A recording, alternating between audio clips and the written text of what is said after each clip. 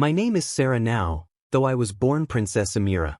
I am 23 years old, and I need to tell you my story. I grew up in a beautiful palace made of white marble with gold designs everywhere. The palace had tall towers, fountains that played soft music, and gardens filled with flowers. From the outside, everything looked perfect. But inside, my family was breaking apart. My father was a powerful prince with 4 wives. My mother was his 3rd wife, and I was her only daughter. When I was young, my mother used to sing to me every night. She would brush my hair and tell me stories about the stars. Her laugh sounded like wind chimes, and her smile could light up the darkest room. But as I grew older, I watched my father crush her spirit with harsh words and cold treatment. He would yell at her during dinner if the food was not exactly how he wanted it. He would tell her she was worthless in front of guests. I remember hiding behind curtains, watching my mother cry silently while my father ignored her pain. The palace servants whispered that he was planning to divorce her. I felt helpless, like a bird trapped in a golden cage. We had everything money could buy. I wore expensive clothes covered in jewels. We traveled in private planes to different countries. Teachers came to our palace to teach me languages and art. We prayed 5 times every day on beautiful prayer rugs. During Ramadan, we fasted and read the Quran together. I tried to be a good Muslim girl, following all the rules, hoping Allah would protect my mother and bring peace to our home. I was 15 years old when the worst day of my life happened. I was sitting in my room reading when I heard my mother scream. The sound was so full of pain that it made my whole body freeze. I ran down the marble hallways, my feet slipping on the smooth floors. When I reached the courtyard, I saw my mother on her knees, crying so hard her whole body was shaking. My father stood over her with a cold face. He had just divorced her by saying special words 3 times in front of witnesses. In our culture, that was all it took to end a marriage. My mother reached out to him, begging him not to do this, but he turned and walked away without looking back. I ran to her and held her, both of us crying together. That day, something inside me broke. After the divorce, my mother was forced to move to a small house behind the palace stables.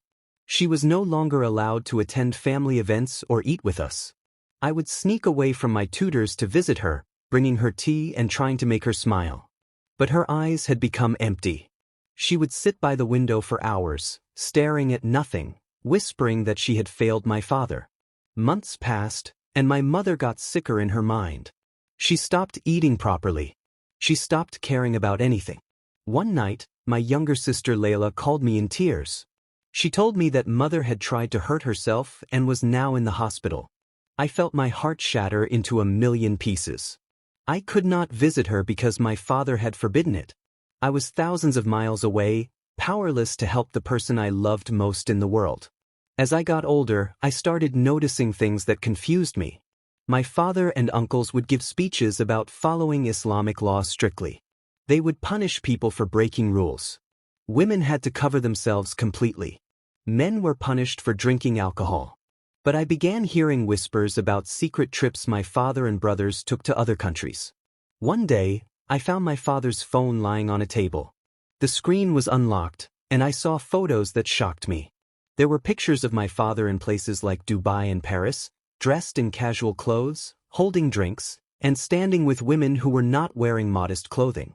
In one photo, he was at a casino with piles of money in front of him, laughing and having fun. I felt sick to my stomach. How could he do these things and then come home and tell everyone else to follow strict rules? My older brother Tariq would brag to his friends about trips to Europe where they would party all night, drink alcohol, and spend time with women. Yet when he returned home, he would pray in the mosque and act like a holy man. I started asking questions in my heart. If Allah was real and these rules were from Him, why did the men in my family not follow them? Why did they have one set of rules for themselves and another set for everyone else? Why did my father treat my mother so badly if Islam taught kindness? Nothing made sense anymore. I felt angry and confused. I stopped praying as much. My heart felt cold toward Allah because I wondered if He even cared about people like my mother and me. When I was 21 years old, I received a letter that changed my life. A university in New York had accepted me to study there. I held that letter like it was made of gold. This was my chance to escape. I showed it to my father, my hands shaking with fear that he would say no. To my surprise, he agreed. He told me I could go, but only because it would make our family look good. He also told me that when I graduated, I would have to marry a prince from another royal family. My father sent a man named Hassan with me to watch everything I did. Hassan lived in the same building as me and sent reports back to my father. But even with Hassan watching, I felt freer than I ever had in my life. I could walk down the street without guards. I could wear normal clothes in my apartment. I could breathe. I started attending classes at the university. I made friends with students from all over the world. For the first time, people did not care that I was a princess. They just saw me as Amira, a regular girl trying to learn. One of my new friends was a girl named Rebecca. She was kind and always smiling. She invited me to different events and showed me around the city. Everything seemed like it was getting better. But inside I was carrying heavy pain. I missed my mother. I felt guilty for leaving her alone. I was angry at my father. I was confused about Allah and religion. The freedom I had found on the outside could not fix the brokenness I felt on the inside. The pain kept growing bigger and bigger, like a dark cloud following me everywhere. The pain inside me became too much to carry. I started looking for ways to make it go away, even just for a little while. Some students at the university invited me to parties. At first, I said no because I was scared. But one night I went. That was when I tried alcohol for the first time. It burned my throat, but after a few minutes, I felt lighter. The sadness faded a little bit. So I kept drinking. Soon, drinking was not enough. I tried other things that I knew were wrong. I would go to parties late at night and come home when the sun was rising. I stopped going to classes. I stopped caring about my future. The only thing I wanted was to forget my pain, even if it was just for a few hours. My grades dropped. My professors sent me worried emails. But I ignored them all. The worst part was that nothing actually helped. When the morning came, the pain was still there, even stronger than before.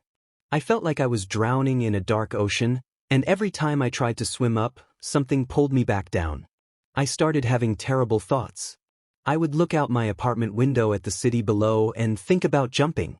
I would hold pills in my hand and wonder if taking all of them would finally end my suffering. Wrote in my journal late at night, my tears making the ink run. I wrote that I saw no point in living. I wrote that Allah did not care about me. I wrote that I was a failure who could not save my mother or myself. One night, after taking too many dangerous things at a party, I stumbled back to my apartment. My heart was beating so fast and so hard that I thought it would explode. I fell on my bedroom floor. Everything started spinning. I felt cold all over. I whispered that I was done fighting and let the darkness take me. Rebecca found me on my floor and called for help. The ambulance came with flashing lights. At the hospital, the doctors worked hard to save me. My heart stopped beating for almost 2 minutes. During those 2 minutes, I was not in the hospital anymore. I was somewhere else, somewhere terrifying and real. As you listen to this powerful testimony of transformation, we'd love for you to be part of the conversation. Share where you're watching from and what stands out to you in this journey. Your thoughts and reflections aren't just comments. They help shape a genuine dialogue around experiences that have the power to change lives. I found myself standing on a narrow bridge. Below me was a pit of fire so hot I could feel it burning my skin even though I was not touching it. The air smelled like sulfur and smoke. All around me were other people and they looked scared. I saw golden scales weighing what people had done in their lives. Good things on one side, bad things on the other. I watched as some people's scales tipped the wrong way, and they fell screaming into the fire below. Then it was my turn. I saw my good deeds, the prayers I had prayed, the times I had fasted, the money I had given to poor people. But then I saw my bad deeds, all the partying, the drugs, the way I had given up on life. The scales tipped against me. I felt myself slipping. I screamed and begged Allah to help me, but there was only silence. I thought I was going to fall into that fire forever. Then everything changed. A bright light appeared, cutting through the darkness like the sun breaking through storm clouds. A man walked toward me on the bridge. He was wearing a white robe that seemed to glow from the inside. His face was full of love and peace. But what I noticed most were the scars on his hands and feet, like someone had driven nails through them. I knew who he was, even though I had been taught he was just a prophet, not God. He told me his name was Jesus and that he was the Son of God. He said that my good deeds could not save me, that only his grace could. When he spoke, I felt a warmth fill my chest, pushing out all the fear and pain. He took my hand, and suddenly we were not on that scary bridge anymore. We were in the most beautiful place I had ever seen. The place Jesus took me to was more real than anything I had ever experienced. The ground under my feet looked like it was made of gold, but soft like grass. The sky had no sun, but everything was full of light, warm and gentle. There were flowers everywhere in colors I had never seen before, colors that do not exist on earth.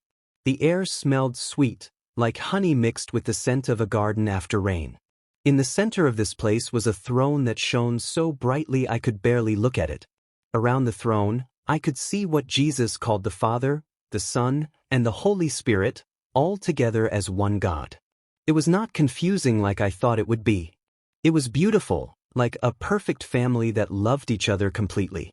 I heard singing, thousands of voices all singing together in perfect harmony, praising God. The sound filled me with a joy I cannot explain. Jesus walked with me through gardens where the flowers never died. We passed by a river that was so clear I could see the bottom, and it sparkled like it was full of diamonds. He showed me people there, and they all looked so happy and peaceful.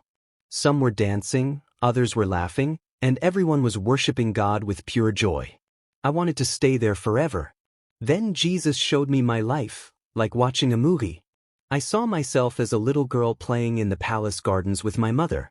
I saw my mother's face when my father divorced her. I saw myself in New York, making all those bad choices, trying to fill the emptiness inside me with things that only made it worse. I saw myself on my apartment floor, dying.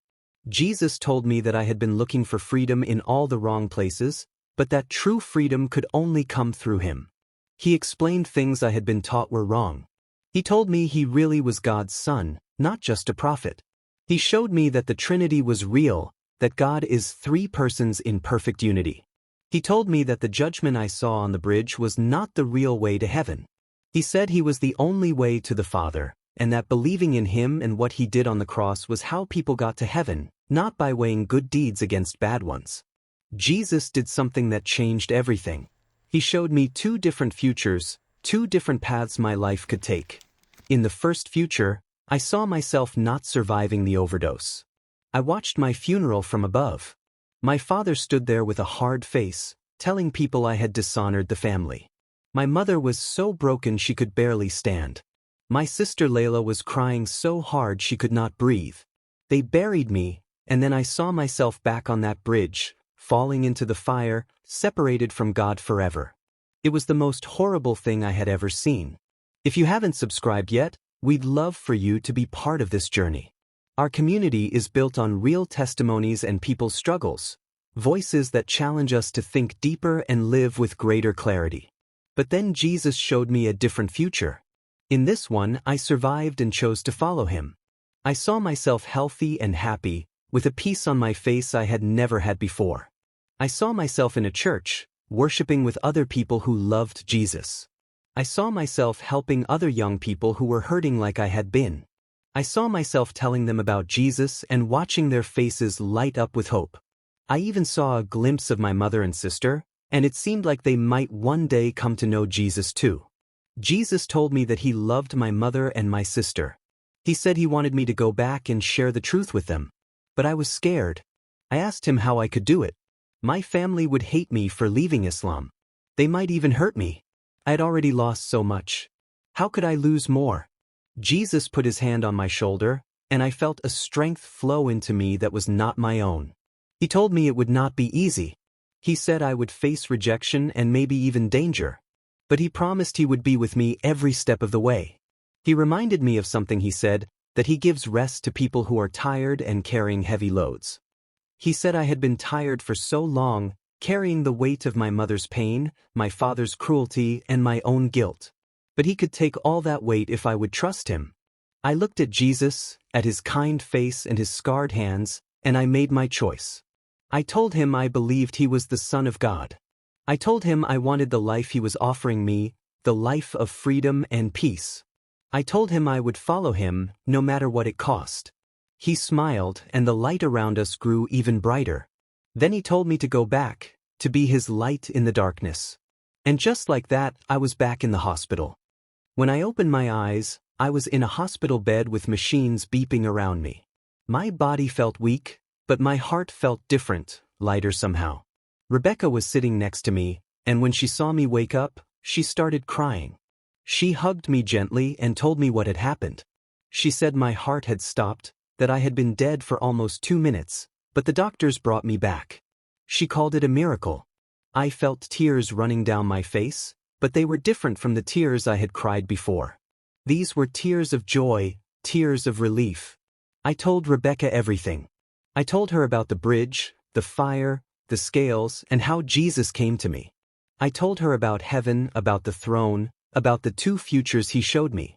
I told her that Jesus was real, that he was God, and that he had saved me. Rebecca smiled the biggest smile I had ever seen. She told me she had been praying for me to know Jesus. We prayed together right there in that hospital room. It was my first prayer to Jesus, not to Allah. The words felt strange at first, but also right, like they had been waiting inside me my whole life. Rebecca thanked Jesus for saving me and asked him to guide me. I thanked Jesus for giving me another chance, for showing me the truth, for loving me when I felt unlovable. When we finished praying, I felt a peace settle over me like a warm blanket. I knew Jesus was real, and I knew he was with me. When I got out of the hospital a few days later, I went back to my apartment. I looked at the spot on the floor where Rebecca had found me dying, and I felt so grateful to be alive. I knew I could not go back to the way I had been living. Everything had to change. I had to live the life Jesus showed me, the life of freedom and purpose. I threw away all the things I had used to hurt myself. I started reading the Bible that Rebecca gave me, and the words felt like water to someone dying of thirst. I began going to Rebecca's church in secret because I was afraid Hassan would find out and tell my father. The church was a small building with old wooden pews and beautiful windows with colorful glass showing pictures of Jesus. When I sat there and listened to the pastor talk about Jesus' love and grace, I felt like I was home. The people there did not care that I was a princess. They just cared that I was part of God's family now. For the first time in my life, I felt like I truly belonged somewhere. I wanted to show everyone that I was serious about following Jesus, so I decided to get baptized.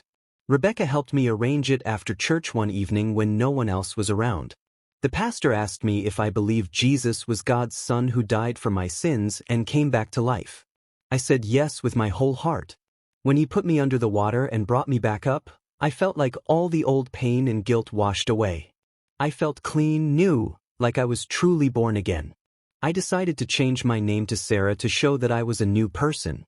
But keeping my faith secret did not last long. Hassan had been watching me more closely than I knew.